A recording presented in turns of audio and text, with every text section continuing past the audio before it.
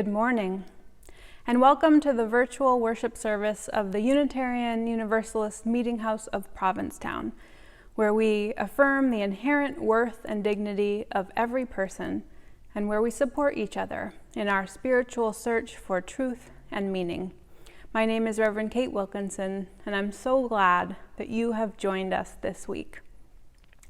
We lucked out last Sunday, and the meeting house was safe and dry during the storm. Thank you to everyone who tuned in last week as we explored the topic of anger. This morning, we explore another emotion, grief. And to help us with that exploration, we're turning again to my colleague, Reverend Jablonski. His muses for this sermon are perhaps an unexpected pair of spiritual teachers. I'll let him tell you about them.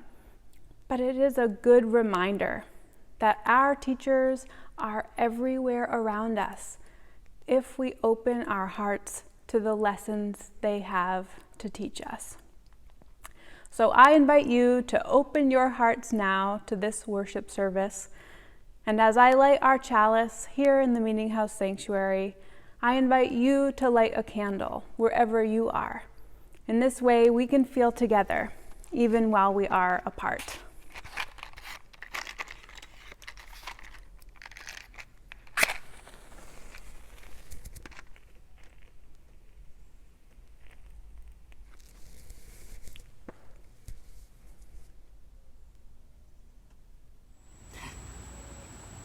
Joy and grief, health and sickness, light and darkness, peace and anger,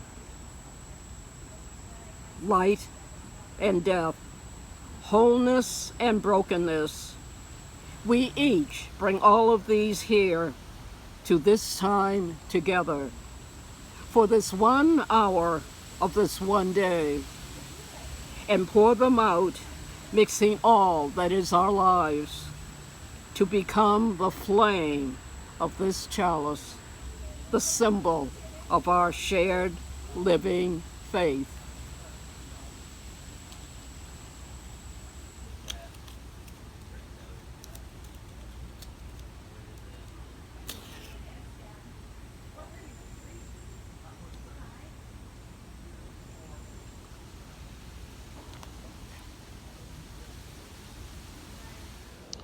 Love is the spirit of this meeting house. This is our great covenant, to dwell together in peace, to seek the truth in love, and to help one another.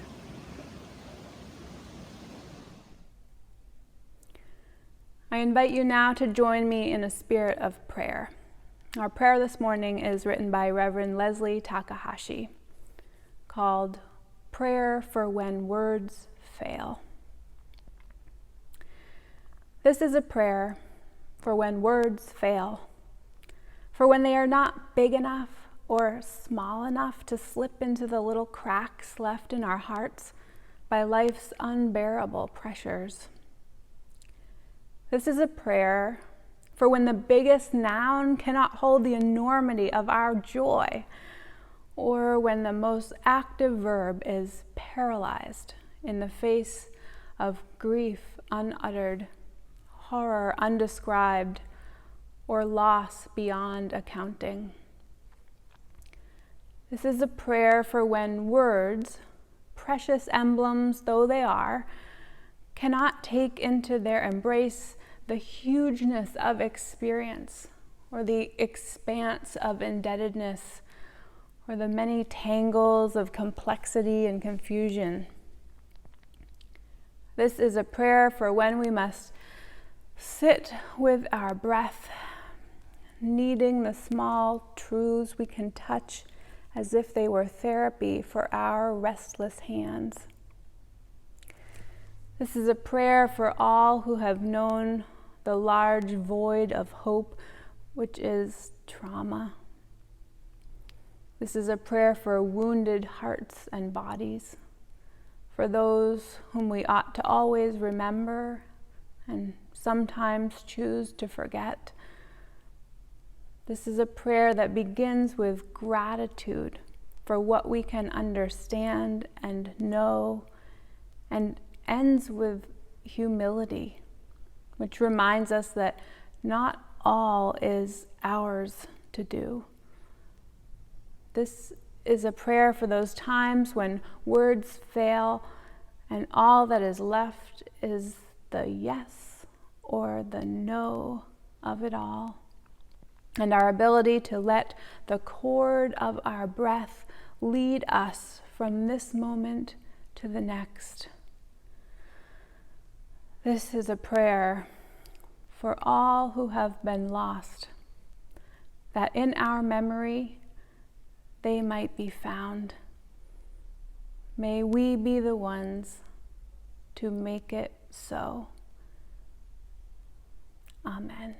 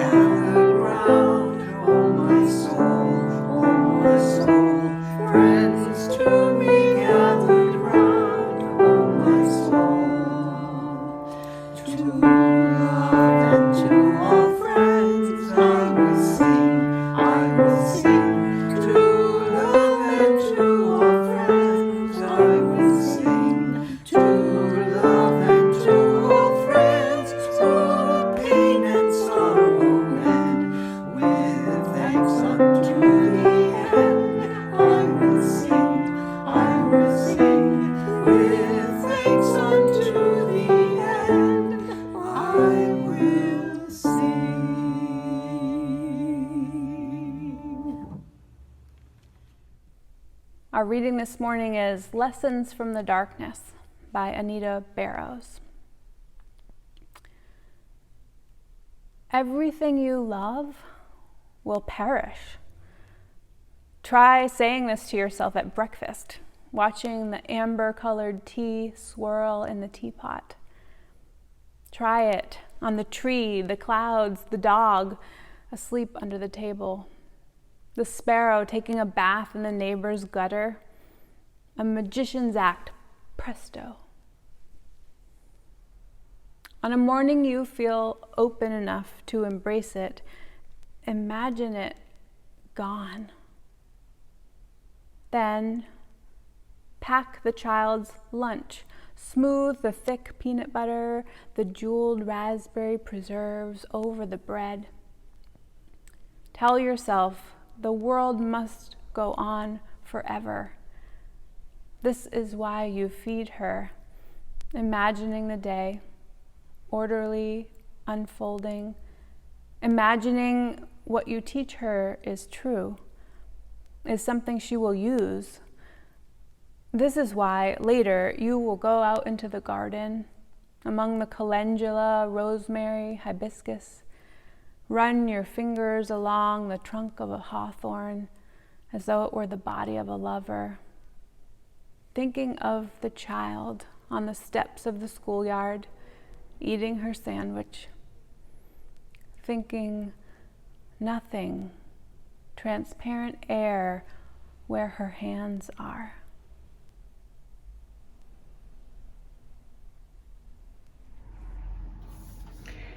We are here to learn. We are here to grow. And these lives, such as they are the only curriculum. And sometimes the only class being offered is grief. And when grief comes, it can be so hard. And then, as always, there is so much potential. Sometimes I pray for people a blossoming grief. And that's what I want to talk about today, a blossoming grief. I am no longer surprised when my wife is right. I have come to just kind of assume that when she tells me that something is a good idea for the children or for me, when she tells me that I will enjoy something or find something wise, I assume that she's right. And so it was. Long ago, my wife Lauren told me that I should watch an interview with Anderson Cooper and Stephen Colbert. She said it was really beautiful. And it turns out she was right. Perhaps you saw it. They were talking just 2 months after the death of Anderson Cooper's mom. And interestingly, they both had large losses in their childhood. Stephen had his father and 2 brothers die when he was 10, and Anderson's father died also when he was 10. I commend to you the entire conversation, but in particular, there is this one moment. They're talking about loss, about how they were shaped by that early loss and their grief. And Anderson says that on some level he thought, I am not the person I am meant to be. Meaning that the loss, the grief somehow created this disturbance and set him off course. And Stephen says, but you are entirely the person you are meant to be. And he explains, my experience and the example of my mother and her faith is that there isn't another timeline. There isn't another Anderson. This is it. And the bravest thing you can do is accept with gratitude the world as it is. Anderson follows up getting a little bit choked up. You told an interviewer that you had to, in your words, love the thing that I most wished had not happened. And then he pauses, looking down, all of the grief just flooding him. And he continues, you went on to say, what punishments of God are not gifts? Do you really believe that? He asks. And then there is a long, exquisite silence. And Stephen says, yes. He says, it's a gift to exist. It's a gift to exist. And with existence comes suffering. There's no escaping that. And I guess I'm either a Catholic or a Buddhist. And I didn't just learn this so much as realize it. I don't wish it happened. I don't want it to have happened. But if you are grateful for your life, which I try to be, I'm not always, then you have to be grateful for all of it. And what do you get from loss? You get an awareness of other people's loss, which allows you to love more deeply and understand what it is to be human. Again, I commend to you the whole conversation. It is very Googleable and very beautiful. This life, these lives, are all we know we have to grow. And all that comes, this whole vast, glorious parade of life, all this can open us and make us less afraid, more accessible. All of it can be a vehicle for our growth if we open to it, if we know it, if we give ourselves over to it. And what I especially love about the story of Stephen and his mom is that his faith became real to him in those moments, in that conversation. This is not a casual business we are about here in our churches. This crafting of truth, this exploration of our depths is not just because it's fun to tune in and listen to these words that were gathered for you every week. This spiritual path before you is a practical tool, which if you take it seriously and joyfully, can help you make sense of this life and this death and this grief. Think of the alternative. Numbing ourselves to pain with substances and things, rushing headlong through our lives, filling and filling, distracting ourselves, trying our best not to feel, not to pay attention. This can work for a little while, but usually it comes crashing down. Always, eventually, something comes crashing down. This way. The path is not only more practical, engaging deeply with life now, answering, asking, deepening questions now, so that you may be ready when called, so that you may be limber when stretched. This is the path of joy. It is a path of connection. Grief can open us to more love and more joy. These are the words of Buddhist teacher Pema Chodron.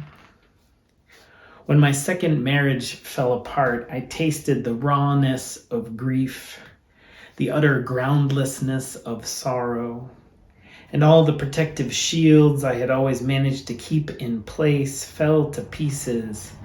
To my surprise, along with the pain, I also felt an uncontrived tenderness for other people.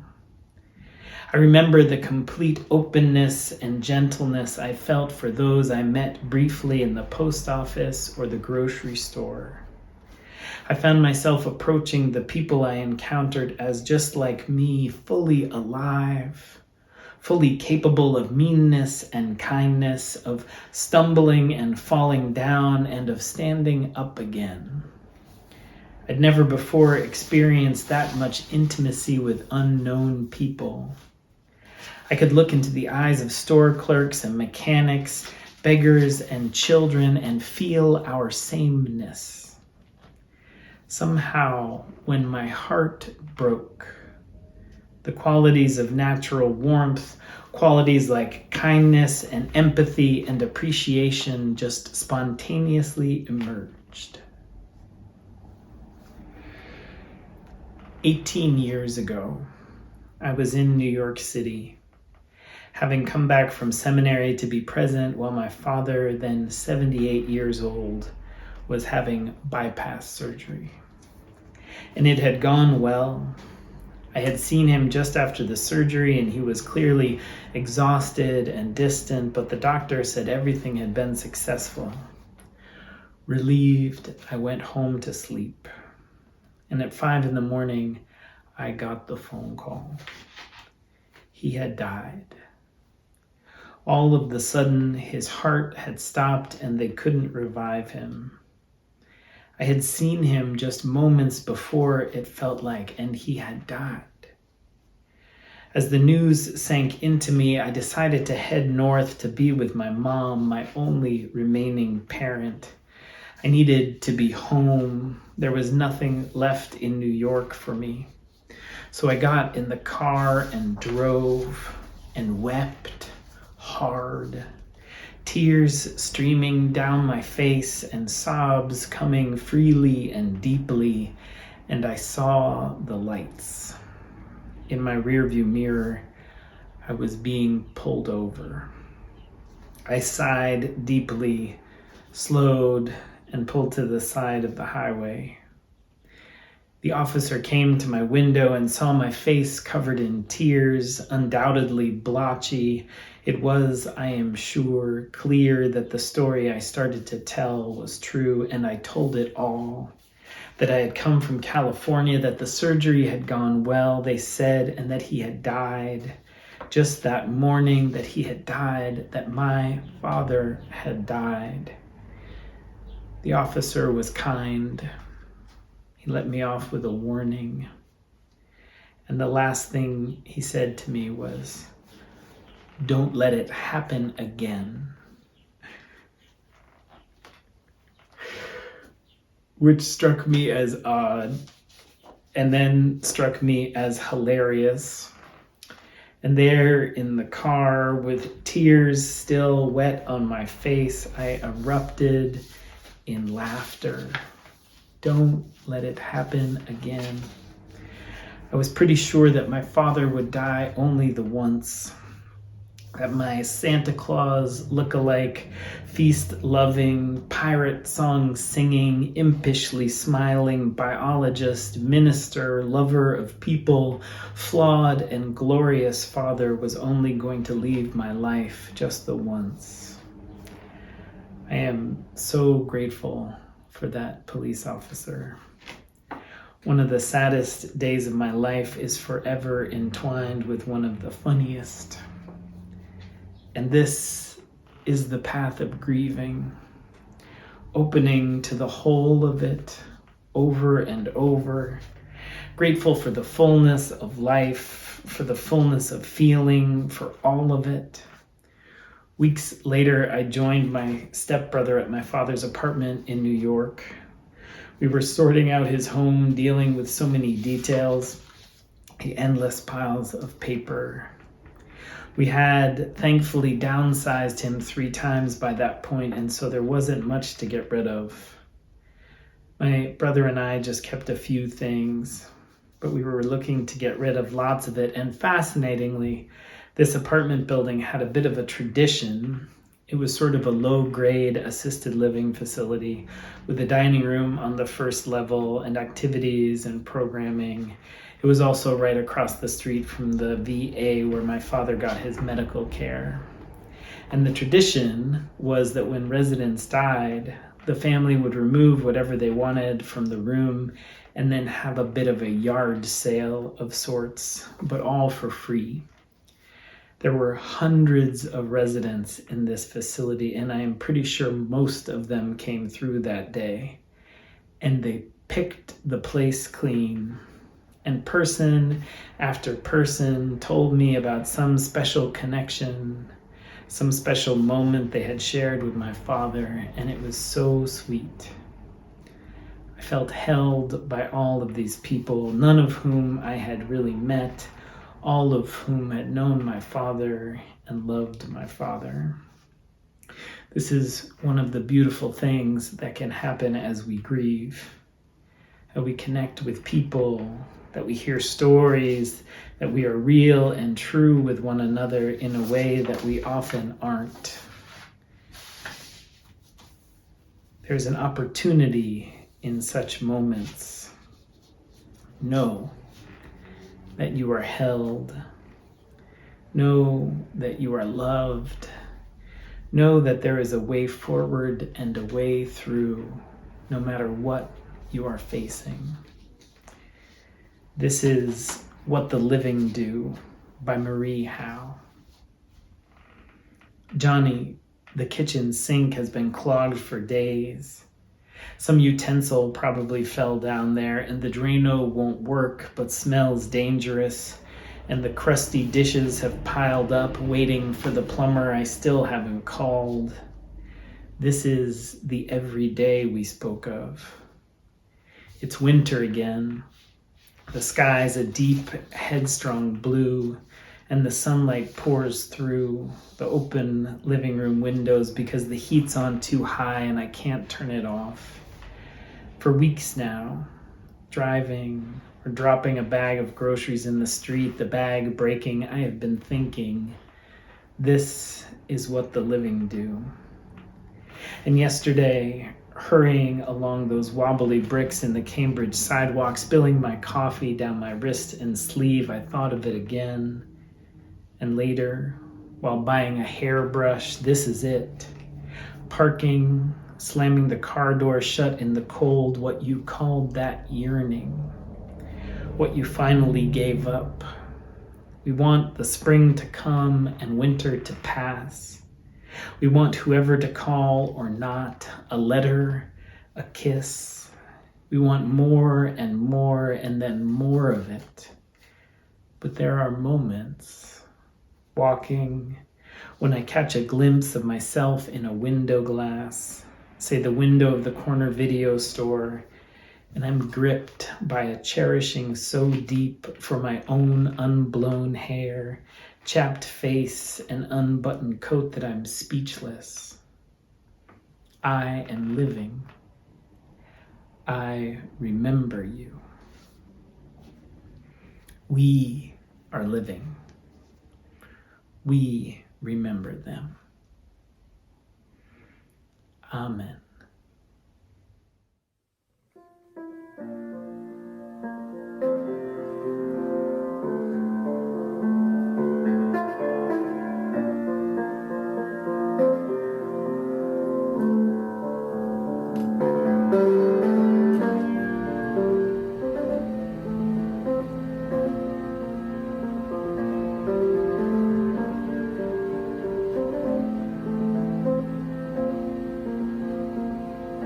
Open